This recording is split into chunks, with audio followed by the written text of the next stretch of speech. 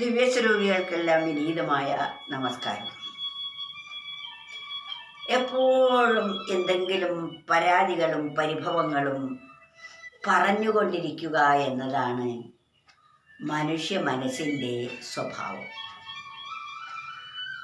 അതിനെന്തെങ്കിലും ഓരോ കാരണങ്ങൾ കിട്ടും. ആ കാരണത്തെ കടിച്ചു തൂങ്ങിക്കൊണ്ട് ദുഃഖിക്കുക. ഒന്നുകിൽ ഭാവിയിലേക്ക് പോകും, പലതരത്തിലുള്ള പ്ലാനും പദ്ധതികളുമായി ആഗ്രഹങ്ങളുടെ കോട്ടകൾ കെട്ടും.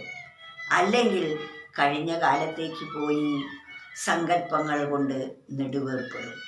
ഇതാണ് മനുഷ്യ മനസ്സെന്ന് പറയുന്നത്. എന്നാൽ ഈ വർത്തമാന സമയത്തെ, ഇപ്പോഴുള്ള ഈ സമയത്തെ ഒരിക്കലും വേണ്ട വിധത്തിൽ ഉപയോഗിക്കുകയുമില്ല. അതുകൊണ്ടാണ് മനസ്സ് വിഷാദാത്മകമായി തീരാൻ കാരണം. അതുകൊണ്ടൊരു കവി പറയുന്നു, പോണം വിഷാദാത്മകത്വം സാധാ വേണം പ്രസാദാത്മകത്വം. സത്തിനോടുള്ള സംഘത്താൽ മാത്രം ചിത്തിൽ പ്രസാദമുദിച്ചുയരും. എത്ര അർത്ഥവത്തായിട്ടുള്ള ഒരു വരികളാണിവയെന്ന് ഒന്ന് ആലോചിച്ചു നോക്കൂ. പോണം വിഷാദാത്മകത്വം. ഈ ഭാവി കാലത്തേക്കും ഭൂതകാലത്തേക്കും പോയി നെടുവേർപ്പെടുന്ന ഈ സ്വഭാവം ഇല്ലാതെയാക്കണം. അതാണ് പോണം. അത് രണ്ടും വിഷാദത്തെ ഉണ്ടാക്കുന്നതാണ്. എന്നാൽ ഇപ്പോഴുള്ള ഈ വർത്തമാന സമയത്ത് ജീവിക്കുന്ന ഒരാൾക്കൊരിക്കലും വിഷാദത്തിന് അവകാശമില്ല.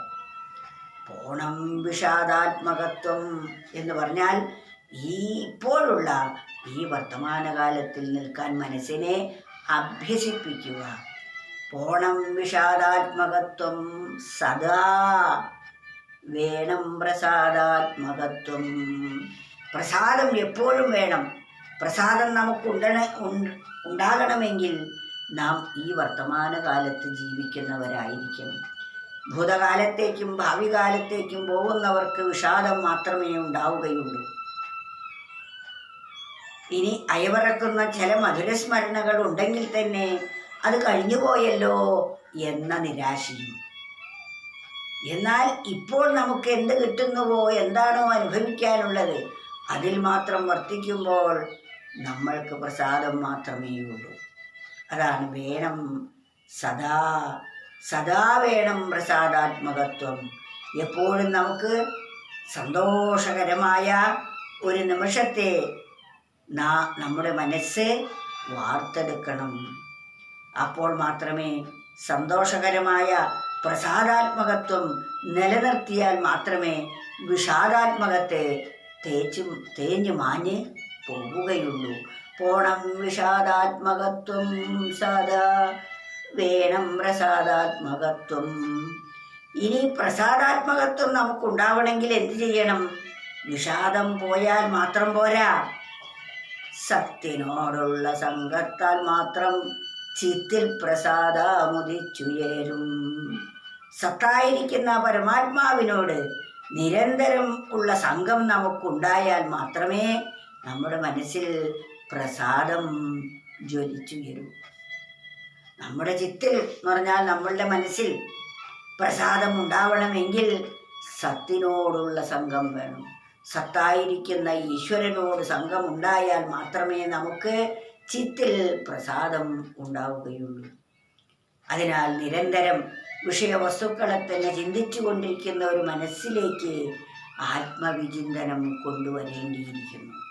അതിന് ആത്മാവിനെ സംബന്ധിച്ച് അറിവ് നേടണം. അതിന് മഹത്തുക്കളായ ആത്മാവിനെ അറിഞ്ഞ ആളുകളുമായുള്ള സംസർഗവും അവരുടെ വാക്കുകളും ശ്രമിച്ച് അതിനനുസരിച്ച് ജീവിക്കുമ്പോൾ നമ്മുടെ ചുറ്റിൽ പ്രസാദമുണ്ടാകും. അതാണ് ജീവിതത്തെ ധന്യധന്യമാക്കി തീർന്നത്. അതിനാൽ ഭാവിയെക്കുറിച്ചും കഴിഞ്ഞ കാലത്തെക്കുറിച്ചും ആലോചിച്ച് വൃഥാ നമ്മൾ വിഷാദാത്മകത്തിൽ ജീവിക്കാതെ വർത്തമാനകാലത്തിൽ ജീവിച്ചുകൊണ്ട് സന്തോഷത്തോടെ പ്രസാദാത്മകമായി നമ്മുടെ ഓരോ നിമിഷത്തെയും വിനിയോഗിക്കാൻ നാം പരിശീലിക്കേണ്ടതാണ്.